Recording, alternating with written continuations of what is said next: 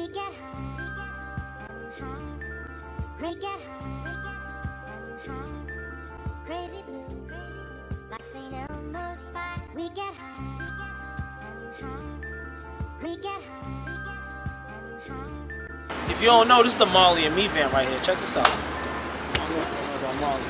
Marley and Me van. You know, so we about to get in this joint, actually. You know what I mean? And smoke a lot of fucking bud. And you about to see what goes on. You know what I'm saying? Because I'm a low-key nigga. I don't give a fuck about none of this shit. I just want to roll around and smoke my weed. And guess what? You can't smoke weed in one of these. Or one of these. Or one of those right there. You know what I'm saying? We in the safety hornet right here.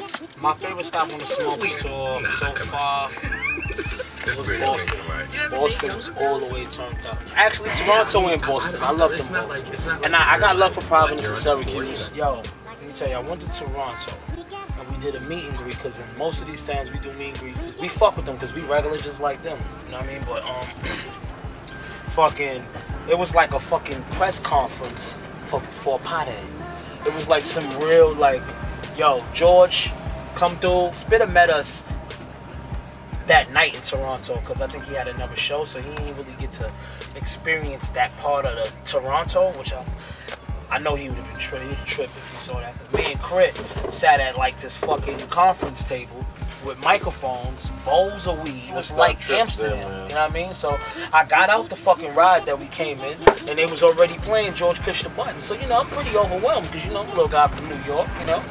So I come out there, they playing my shit. People standing outside, they really receptive to it. They see me, you know what I mean? It's a lot of noise. They see K.R.I.T, it's a lot of noise. You know what I mean? I ended up signing a whole bunch of shit, fucking taking pictures, kissing babies, smoking hash oil, doing interviews. Yeah, man, the hash oil was popping in Toronto, bro. What's that, man? Oil, man, it's like fucking. This America is yo, I know you know the hash. Yeah, I know the hard weed. The hard, right. They got the oil that they put in like a fucking bong kind of thing. Vaporizer was popping. I mean, I always fuck with that anyway. That shit was popping out there because the weed was like really good money. Yo, man, fucking thank God for Dutch, man. Thank God for Dutch. Fucking, for one, Dutch always make me throw my weed out. He made me toss my weed out the window because the coast, like, you know, the Jacques Rougeaus on the shit, the Mounties and shit, with the bulletproof vests outside they shirt, like you can see that shit. The niggas not playing. So you know they came, they asked for our passports and shit, you know, we gave them what they needed, whatever. Going. They didn't even search the bus, like it was just normal. So you know, I was pretty pissed. I had to go a few hours and not have weed. So, you know, Dutch was cheering me on, yeah, just relax, man. We about to have mad weed. The promoter got us once we get there. Whatever. So now, going back, after I get off the bus going there, I receive 4 ounces. I'm only there for a day. I mean, I'm George, but I'm not going to smoke 4 ounces in a few hours. You know what I'm saying? So what I ended up doing, I did my normal routine. I rolled up like 10 doobies. I threw them out in the crowd. Got a little bit of shit for it, but I mean, it was a cool crowd. It was a smoking zone. So I mean, whatever. Fucking, so I did all of that.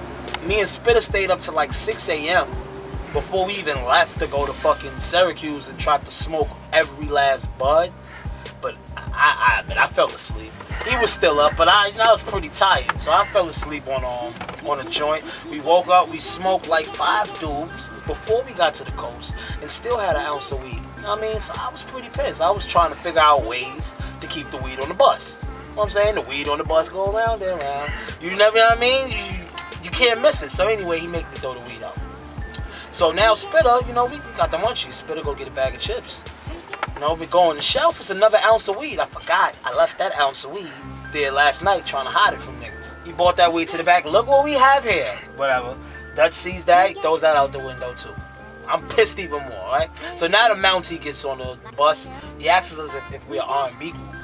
I mean, it's pretty funny because, you know, everybody's smiling and shit. So I'm like, you know, everybody just chilling, whatever. So he asked for our fucking passports, asked if we had anything in the back of the bus, anything. He was like, nah. He took our word for it. He let us go. So we threw away 2 ounces of weed.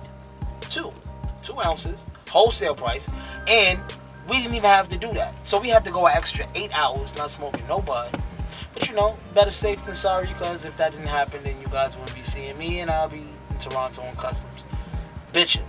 Because they took my weed and they took my freedom.